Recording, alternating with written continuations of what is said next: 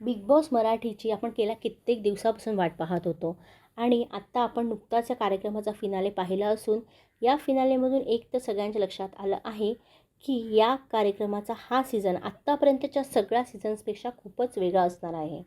या सीझनचं सूत्रसंचालन रितेश देशमुख करत असून रितेशची एक गोष्ट प्रेक्षकांना प्रचंड भावली आहे.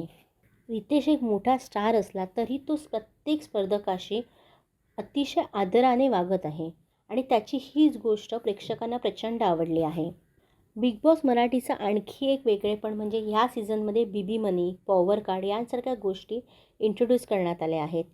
या गोष्टींमुळे बिग बॉसच्या घरामध्ये स्पर्धकांमध्ये प्रचंड भांडणं होणार यात काही शंका नाही आहे. बिग बॉसच्या आत्तापर्यंतच्या सगळ्या सीझनमध्ये आपल्याला मराठी टेलिव्हिजन आणि मराठी चित्रपटसृष्टीतील दिग्गज लोक पाहायला मिळाले होते, पण ह्या सीझनमध्ये यांच्यासोबतच आपल्याला सोशल मीडियावरील स्टार पाहायला मिळत आहेत. त्याच्यामुळे मराठी इंडस्ट्रीतील सेलिब्रिटी आणि सोशल मीडिया स्टार हा वेगळा ट्रेंड आपल्याला बिग बॉसच्या या सीझनमध्ये दिसतो आहे.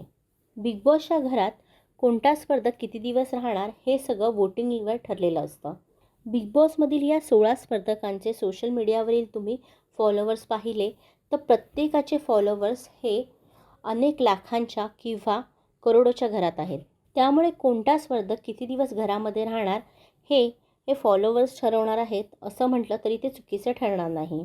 तसेच बिग बॉसच्या घरात आत्तापर्यंत आलेली सेलिब्रिटी ही महाराष्ट्रातील आहे असे म्हटले जात होते, पण कालपासून तुम्ही सोशल मीडियावर पाहिले तर हा आमच्या कोल्हापूरचा आहे, ही माझ्या कोकणातली आहे, ही जिंकलीच पाहिजे, हा ट्रेंड सध्या सोशल मीडियावर आपल्याला पाहायला मिळतो आहे. Marathi celebrity, social media star असे वेगवेगळे फ्लेवर सध्याच्या बिग बॉसच्या सीझनमध्ये आहेत. त्यामुळे बिग बॉसचं हे सीझन प्रेक्षकांचं मनोरंजन करणार यात काही शंकाच नाही. यांसारखे व्हिडिओज पाहण्यासाठी पी स्क्वेअर मराठीला सबस्क्राईब करा आणि आमचे व्हिडिओ शेअर आणि लाईक करा.